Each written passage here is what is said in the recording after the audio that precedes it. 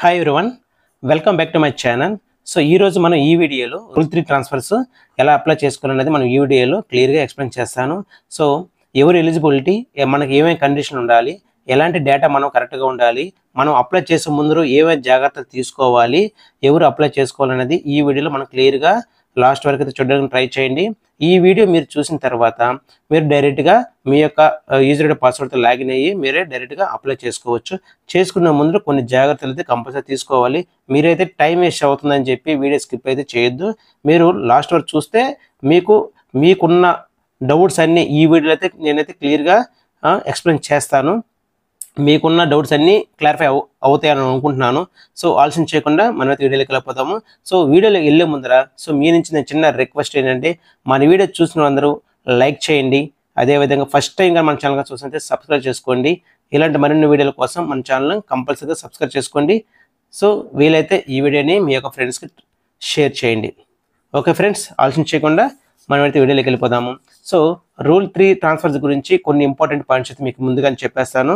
So first one, introduction, user login, rule 3 transfer schedule, submission application by the GDS candidate, modification of submitted application, transfer status and allotment cancellation.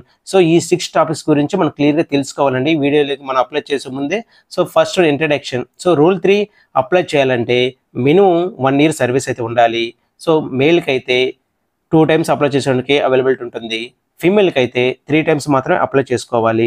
So మీరు apply చేసే ముందరే ఇంకొన్ని మీ యొక్క mobile number, మీ యొక్క email ID, అదేవిధంగా మీ యొక్క data అంటే మీరు డేట్ ఆఫ్ జాయినింగు, అదేవిధంగా మీ యొక్క స్లాబ్స్, మీ యొక్క డిజిగ్నేషను, ఈ డీటెయిల్స్ అన్నీ మీకు డివిజన్ ఆఫీసర్లో అప్డేట్ అయినా లేదా మీరు చెక్ చేసుకొని అన్ని కన్ఫర్మ్ అయిందంటేనే మీరు ఆన్లైన్లో అప్లై చేయడానికి ట్రై చేయండి. లేదంటే మీకు టైం వేస్ట్ అవుతుంది. సో అది ఎలా మేము తెలుసుకోవాలంటే, మీరు లాగిన్ అయిన తర్వాత మీరు క్లియర్గా చూసుకోవచ్చు. సో మన అప్లికేషన్ కంటిన్యూ చేసే ముందరే వన్స్ మీరు చెక్ చేసుకొని కంటిన్యూ చేయొచ్చు అనమాట. సో మనకి ఈ యొక్క రూల్ 3 అనేది ఒక 4 types లాగా మనం అప్లై చేసుకోవచ్చు. 1 జనరల్ ట్రాన్స్ఫర్ పెట్టుకోవచ్చు, 2 మ్యూచువల్ ట్రాన్స్ఫర్ పెట్టుకోవచ్చు, 3 స్పౌస్ కింద పెట్టుకోవచ్చు, 4 పీడబ్ల్యూ కింద పెట్టుకోవచ్చు. సో ఎవరు ఎలాంటి ఏమై పెట్టుకోవాలనేది ఇప్పుడు మనం చూద్దాము. సో ముందుగా మీకైతే ఈ స్క్రీన్లో కనిపిస్తున్న యూఆర్ఎల్తో మీ యొక్క ఫోన్లో కావచ్చు, లేదంటే సిస్టంలో కావచ్చు, మీ దగ్గర ఉన్న ఏదైనా ఇంటర్నెట్ సెంటర్లో కానీ ఈ యూఆర్ఎల్తో మీరు లాగిన్ అయ్యి మీ యొక్క రెగ్యులర్గా యూజ్ చేసి మొబైల్లో యూజర్ ఐడి పాస్వర్డ్తో మీరు అయితే లాగిన్ అవ్వాలి. సో లాగిన్ అయిన తర్వాత మీకు ఈ విధంగా అయితే స్క్రీన్ కనిపిస్తుంది. మీకు బాటంలో ఇక్కడ సెల్ఫ్ సర్వీస్ అని ఉంది కదా. సో ఒక మనిషి నిలబడుకొని ఇక్కడ చూడండి సెల్ఫ్ సర్వీస్ ఉంది, దాని మీద క్లిక్ చేయాలి. దాని మీద క్లిక్ చేసిన తర్వాత మీకైతే ఈ విధంగా వస్తుంది. ఇక్కడ లాస్ట్లో ఎంప్లాయీ ట్రాన్స్ఫర్ ఉంది, దాని మీద క్లిక్ చేసుకోవాలి. క్లిక్ చేసిన తర్వాత ఇక్కడ మనకైతే 3 ఆప్షన్స్ అయితే మనకి ఎనేబుల్ ఉంటాయి. Apply transfer rule 3, next rule 3 transfer status, rule 3 schedule view. So మనకి అప్లై ట్రాన్స్ఫర్ రూల్ అంటే మనం డైరెక్ట్గా ఆన్లైన్లో అప్లికేషన్ సబ్మిట్ చేయడము. సో చేసిన తర్వాత మన యొక్క రూల్ 3 అప్లికేషన్ అనేది స్టేటస్ ఏముంది, అది రిజెక్ట్ అయిందా లేదా అలాట్మెంట్ అయి వచ్చింది అనేది చూసుకోవచ్చు. రూల్ 3 షెడ్యూల్ వ్యూ అంటే ఇప్పుడు కానీ మీరు కానీ లాగిన్ అయ్యి చూస్తే మీకు ఆ యొక్క డేట్స్ అనమాట, మనం ఎప్పుడు అప్లై చేసుకోవాలి, లాస్ట్ డేట్ ఎప్పుడు, మన అప్లికేషన్ ఎప్పుడు అలాట్మెంట్ ఇస్తారు, మనం ఎప్పుడు జాయిన్ అవ్వాలి, మనం ఎప్పుడు ఈ నుంచి రిలీవ్ అవ్వాలి అనేది మీకు స్క్రీన్లో మీకు చూపిస్తారనమాట. సో ఈ విధంగా మీకు షెడ్యూల్ వ్యూ అనమాట. ఇది మీకు 3rd ఆప్షన్ ఉంది కదా ఇది. సో ఇదంతా ఒకసారి చెక్ చేసుకొని డైరెక్ట్గా మీరు అప్లై చేసుకోవచ్చు.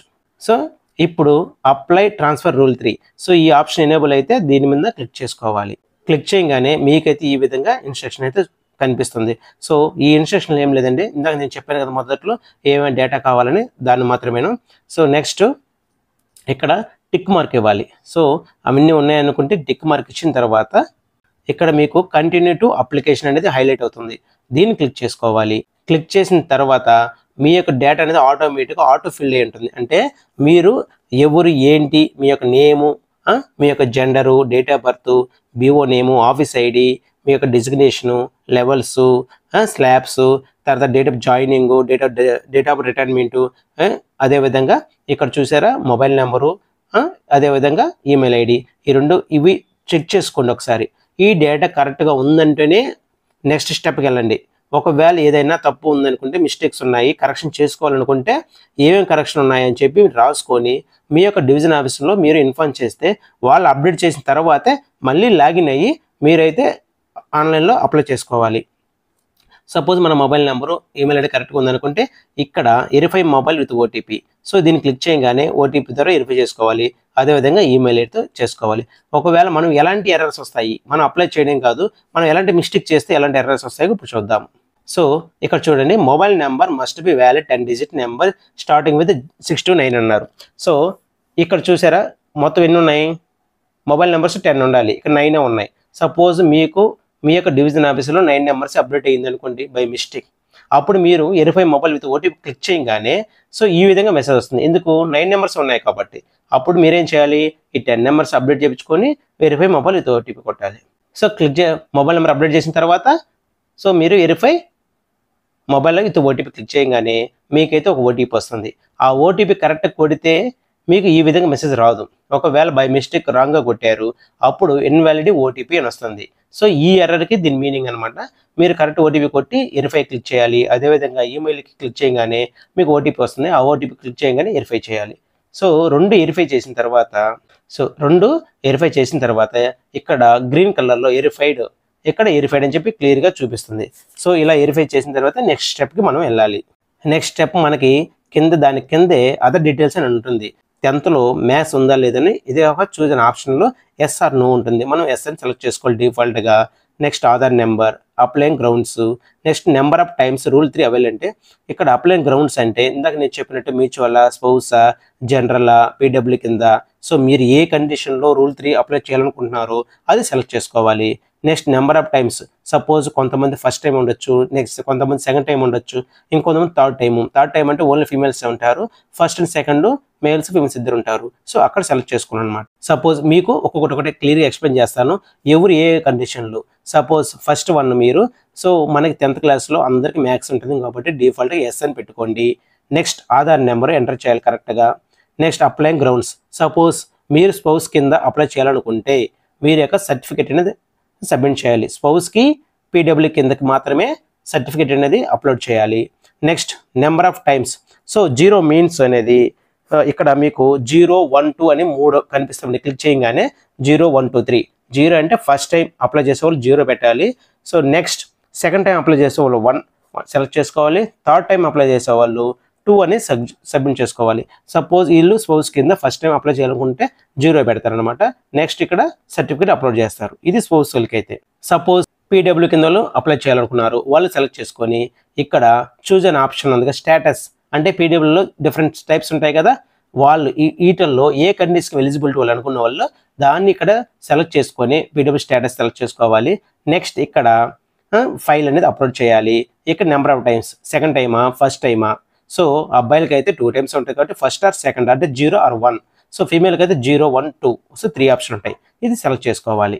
సో మీరు సర్టిఫికేట్ అప్లోడ్ చేసిన తర్వాత ఆ సర్టిఫికేట్ కరెక్ట్దా లేదంటే బై మిస్టేక్ ఇంకొక పీడిఎఫ్ సెలెక్ట్ చేసుకున్నామా అనేది కూడా ప్రీవ్యూ సర్టిఫికేట్ అంటే మీరు అప్లోడ్ చేయకముందే మీరు చెక్ చేసుకోవచ్చు. కొన్ని పీడిఎఫ్లు ఉందనుకోండి, 2, 3 ఉంటాయి కదా మన డెస్క్టాప్ మీద. సో ఒకదాని బదులు ఒకదాన్ని అప్లోడ్ చేసి అప్లోడ్ కొట్టిన మీ యొక్క అప్లికేషన్ అనేది రిజెక్ట్ అవుతుంది. కాబట్టి ప్రీవ్యూ సర్టిఫికేట్ అప్లోడ్ చేసిన తర్వాత చూసుకుంటే కరెక్ట్గా ఉందనుకుంటే అప్లోడ్ మీద క్లిక్ చేసుకోవాలి. నెక్స్ట్ సో మనం స్పోజ్ చూసాము, పీడబ్ల్యూసీ. ఇప్పుడు mutual. So next mutual select చేసుకున్నావు. నెంబర్ ఆఫ్ టైమ్స్ అంటే ఫస్ట్ టైం అతను మ్యూచువల్ పెట్టాలనుకున్నాడు, 0 సెలెక్ట్ చేసుకున్నాడు. సో మ్యూచువల్ అంటే ఏంటి, అవతల వాళ్ళు మన ప్లేస్కి మనం వాళ్ళ ప్లేస్కి వెళ్ళాలి కాబట్టి సో మనం ఎవరి ప్లేస్కి వెళ్తున్నాం వాళ్ళ డీటెయిల్స్ ఇక్కడ ఎంటర్ చేయాలి. వాళ్ళ డీటెయిల్స్ అంటే వాళ్ళ యొక్క ఎంప్లాయ్ ఐడి, ఇక్కడ కౌంటర్ జీడిఎస్ ఐడి ఉంది కదా, ఇక్కడ వాళ్ళ ఎంప్లాయ్ ఐడి సెలెక్ట్ చేయగానే మీరు ట్యాబ్ కొట్టంగానే కౌంటర్ జీడిఎస్ నేము అంటే వాళ్ళ పేరు, వాళ్ళ స్లాబు, వాళ్ళ డివిజను, ఎక్కడ పనిచేస్తున్నారు, వాళ్ళ క్యాడర్ ఏంది, ఇవన్నీ ఆటోమేటిక్గా ఫిల్ అయిపోతాయి. మీరు ఫిల్ చేసిన అవసరం లేదు. ఓన్లీ ఎంప్లాయిడ్ మాత్రమే మీరు ఎక్కడికైతే వెళ్ళాలో ఆ యొక్క ఎంప్లాయీ ఐడి మాత్రం చేయాలి. ఇది మ్యూచువల్ అంటే. సపోజ్ మీరు మ్యూచువల్ చేసిన తర్వాత మీరు కొంచెం జాగ్రత్త తీసుకోవాలి. మ్యూచువల్స్లో ఎప్పుడైనా సరే సేమ్ స్లాబ్ ఉండాలి, సేమ్ కేటగిరీ ఉండాలి. సపోజ్ ఇప్పుడు ఇక్కడ మీరు ఫర్ ఎగ్జాంపుల్ చూపిస్తాను ఎలాంటి మనకి కండిషన్లో రిజెక్ట్ అవుతాయి అనేది చూపిస్తాను. ఇప్పుడు counter part is not eligible. ఎందుకు, ఇక్కడ ఇతను క్యాడర్ ఏంది డాక్ 7, ఇతను క్యాడర్ ఏంది బీపీఎం. సో డిఫరెంట్గా ఉన్నాయి కదా. సో డిజిగ్నేషన్ డిఫరెంట్గా ఉంది. అదేవిధంగా స్లాబ్స్ ఉంది చూడండి, ఇక్కడ బేసిక్ ఎంత ఉంది 12,000 ఉంది, ఇక్కడ ఎంత ఉంది 14,500. సో 2 డిఫరెంట్గా ఉన్నాయి కాబట్టి ఈ అప్లికేషన్ అనేది రిజెక్ట్ అవుతుంది. ఇలా ఉండే కండిషన్లో మీరు అప్లై చేయకూడదు మ్యూచువల్. నెక్స్ట్ ఇంకొక కండిషన్ చూద్దాం. నెక్స్ట్ కండిషన్ చూడండి, ఇక్కడ డిజిగ్నేషన్ సేమ్ ఉంది, ఓకేనా, డిజిగ్నేషన్ అనేది సేమ్ ఉంది, ఇక్కడ సేమ్ ఉంది, ఇక్కడ బేసిక్ పే సేమ్ ఉంది, ఇక్కడ బేసిక్ పే సేమ్ ఉంది. సో ఇతను డేట్ ఆఫ్ ఎంగేజ్మెంట్ ఇప్పుడు 2021, ఇతను డేట్ ఆఫ్ ఎంగేజ్మెంట్ ఇక్కడ చూడండి, mutual employee must have complete at least 1 year of service in the department. అంటే డిపార్ట్మెంట్లో కంపల్సరీగా అతను 1 year సర్వీస్ అయితే ఉండాలి. సపోజు ఇతను చూడండి, ఇక్కడ ఇతనికి వస్తే 2021, దీనికి ఆల్రెడీ 4 years ఎక్స్పీరియన్స్ ఉంది, ఇప్పుడు యాజ్ అండ్ డేట్ ఇప్పుడు అప్లై చేసే టైంకి. మరి ఇతనికి 2025 ఏప్రిల్ 5న జాయిన్ అయ్యాడు, మరి మినిమం 1 year లేదు, ఇతను మ్యూచువల్ పెట్టుకోవచ్చా? పెట్టుకోకూడదు. కాబట్టి ఈ విధంగా మీకు ఎర్రర్ వస్తుంది. సో ఇక్కడ counter part is not eligible ఉంది, అంటే అతను ఎలిజిబుల్ లేదు. సో మీరు మ్యూచువల్ అప్లై చేసుకోలేరు. సో మ్యూచువల్ అప్లై చేయాలంటే మినిమం 1 year సర్వీస్ ఉండాలి, సేమ్ క్యాడర్ ఉండాలి, సేమ్ స్లాబ్ ఉండాలి, అప్పుడు మాత్రం మ్యూచువల్ పెట్టుకోవచ్చు. సో అలా పెట్టుకోకపోతే ఇదిగో ఈ విధంగా మనకి minimum engagement of 1 year is required to apply the rule 3 transfer. ఈ విధంగా అయితే మనకి వస్తుందన్నమాట. ఇక్కడ మీరు అన్నీ సేమ్గా ఉన్నాయి, కానీ సర్వీస్ అనేది తక్కువగా ఉంది. నెక్స్ట్, సో మనం అన్ని చూసాం. Next last general. సో ఇక్కడ జనరల్గా చేసేవాళ్ళు ఇక్కడ మ్యాథ్స్ ఉంది కాబట్టి yes, Aadhaar number, applying grounds జనరల్గా, నెంబర్ ఆఫ్ టైమ్స్ 1 అంటే ఇతను సెకండ్ టైం అప్లై చేస్తున్నాడు అని అర్థం. ఆల్రెడీ ఒకసారి వాడుకున్నారనమాట, సెకండ్ టైం అప్లై చేస్తున్నాడు కాబట్టి 1 అని సెలెక్ట్ చేసుకున్నాడు. సో ఇది లాస్ట్ రూల్ 3 క్యాన్సిల్ అన్నాడు. సో ఇది ఇక్కడ చూడండి మీకు కింద. సో 1 సెలెక్ట్ చేసి అంటే నెంబర్ ఆఫ్ టైమ్స్ రూల్ 3 అనేది అవైల్ చేసుకున్నాడని. సో అవైల్ చేసుకున్నాడు కాబట్టి 1 అని పెట్టుకున్నాడు, అంటే ఆల్రెడీ ఒకసారి వాడుకున్నారని. నెక్స్ట్, ఇఫ్ ఎస్ ఈ సెలెక్టర్ నో ఫర్దర్ ఫీల్డ్, అంటే అతనికి ఏమైనా క్యాన్సిల్ అయిందంటే ఎస్ పెట్టారంటే ఇంకేం మనకు రాదనమాట. సో క్యాన్సిల్ అవ్వలేదు, నో అన్నాడు కాబట్టి లాస్ట్ అవైల్ చేసింది ఎప్పుడు అంటే ఆల్రెడీ ఒకటి వాడుకున్నాడు కాబట్టి ఇక్కడ ఆల్రెడీ 0 లేదు, 1 ఉంది. సో ఎప్పుడు వాడాడు? లాస్ట్ అవైల్ డేట్ ఎప్పుడు యూజ్ చేసుకున్నాడు, ఆ డేట్ ఇక్కడ మెన్షన్ చేయాలన్నమాట. ఎప్పుడైతే అతనికి రూల్ 3 వచ్చిందో ఆ డేట్ మెన్షన్ చేస్తే సరిపోతుంది. ఒకవేళ అప్లై చేయలేదు ఇది అంటే ఇక్కడ 0 ఉందనుకోండి, ఇక్కడ 0 ఉంటే ఇవేం రావు అనమాట, డైరెక్ట్గా నెక్స్ట్ స్టెప్కి వెళ్ళిపోవచ్చు. నెక్స్ట్, సపోజ్ కంపాషనేషన్ కింద రిలాక్సేషన్ కింద ఏమైనా ఉందంటే ఎస్ అని సెలెక్ట్ చేసుకోవాలి. సో ఎప్పుడు డేటు, నెక్స్ట్ అప్లై గ్రౌండ్స్, ఎన్నిసార్లు అప్లై చేసుకున్నాము, లాస్ట్ క్యాన్సిల్ అయిందా లేదా, ఒకవేళ చేసుకుని ఉంటే ఆ యొక్క డేటు, ఈ విధంగా చేసుకోవాలన్నమాట. సో కంపాషనేట్ కింద కూడా సేమ్ అదే రూల్ అప్లై అవుతుంది. సో మీ యొక్క డీటెయిల్స్ అన్నీ కరెక్ట్గా ఉన్నాయి అని అనుకుంటే ఇక్కడ మీరు చూసారు కదా, ఇక్కడ వెరిఫై వచ్చింది, నెక్స్ట్ వెరిఫై వచ్చింది, అదర్ డీటెయిల్స్లో ఇక్కడ ఇవన్నీ ఫిల్ చేసుకోవాలి. సో ఇక్కడ మీరు కంపాషనేట్ రిలాక్సేషన్ అనే ఒక ఆప్షన్ ఉంది కదా, ఇది ఎప్పుడు ఎస్ పెట్టాలి, ఎప్పుడు నో పెట్టాలంటే 2022 ఫిబ్రవరి 9 తర్వాత లేదా అదే రోజున కానీ ఎవరైతే జాయిన్ అయ్యారో కంపాషనేట్ కింద వాళ్ళు ఎస్ అని పెట్టాలి. ఒకవేళ బిఫోర్ అయితే నో అని పెట్టుకోవాలి. సో ఎస్ అయితే దానికి సంబంధించిన డేట్ ఆఫ్ జాయినింగ్. సో ఎప్పుడైతే సేమ్ రూల్స్ ఉంటాయి. నెక్స్ట్ మీ యొక్క ఏ యొక్క డివిజన్ సెలెక్ట్ చేసుకొని మీరు ప్రిఫరెన్స్ అయితే ఇచ్చుకోవాలి. ఇక్కడ మీరు చూసినట్లు సో ఫస్ట్ సర్కిల్ ప్రిఫరెన్స్ అనమాట, సర్కిల్ సెలెక్ట్ చేసుకోవాలి. నెక్స్ట్ రీజియన్ సెలెక్ట్ చేసుకోవాలి. నెక్స్ట్ మీరు ఏ డివిజన్కి వెళ్ళాలనుకుంటున్నారో ట్రాన్స్ఫర్ కింద ఆ డివిజన్ సెలెక్ట్ చేసుకోవాలి. ఆ డివిజన్ కింద మీకు మొత్తము మీరు ఇక్కడ డైరెక్ట్గా మీరు ఏ బీఓకి అయితే వెళ్ళాలనుకుంటున్నారో ఆ యొక్క బీఓ పేరు సెర్చ్ చేసుకోవచ్చు. సెర్చ్ చేసుకొని దానిపైన టిక్ చేస్తే నెక్స్ట్ మీకు ఇది సెలెక్ట్ ప్రిఫరెన్స్ ఆఫీస్ ఇంటికి మీకు రైట్ సైడ్ అయితే మూవ్ అవుతుంది అనమాట. అలాగా మీరు ఎన్ని బీఓలు సెలెక్ట్ చేసుకొని అన్ని బీఓలు ఇక్కడ రైట్ సైడ్కి వస్తుంది. ఇలా మీరు 1 by 1 సెలెక్ట్ చేసుకోవాలి మీ యొక్క ప్రిఫరెన్స్ అనేది. సో ఇక్కడ చూసారు కదా, సో మీరు టిక్ మార్క్ ఇచ్చేస్తే ఆటోమేటిక్గా ఇక్కడ నీట్గా ఇప్పుడు ఏవైతే టిక్ ఇచ్చారో అవి మాత్రమే ఇక్కడ రైట్ సైడ్ వచ్చాయి అనమాట. ఈ విధంగా మీరు ఎక్కడ పెట్టుకోవాలనుకున్నారో ఆప్షన్ కరెక్ట్గా చూసి మీరైతే సెలెక్ట్ చేసుకోవాలి. ఇక్కడ మీరు కింద చూడండి, ఏదైనా ఒకవేళ మీరు ఏదైనా రాంగ్గా సెలెక్ట్ చేసుకున్నా కూడా ఇక్కడ మీకు మెసేజ్ వస్తుంది అనమాట. అంటే మీరు కరెక్ట్ది సెలెక్ట్ చేసుకోకపోతే minimum gap of 2 years between the date of engagement and the application end date is the mandatory. అంటే మనము జాయినింగ్ డేట్కి అప్లికేషన్ డేట్కి మినిమం 2 years అని చెప్పి అడుగుతుంది అనమాట. ఇలా మీరు అంతా అయిన తర్వాత మీరు ఏ బీఓస్ అయితే సెలెక్ట్ చేసుకున్నారో ఆ బీఓ సెలెక్ట్ చేసుకొని మీరు అప్లికేషన్ సబ్మిట్ చేసే ముందర ప్రివ్యూ అప్లికేషన్ ఉంది కదా, దాని మీద క్లిక్ చేసుకుంటే మీరు కరెక్ట్గా చూసుకోండి ఒకసారి.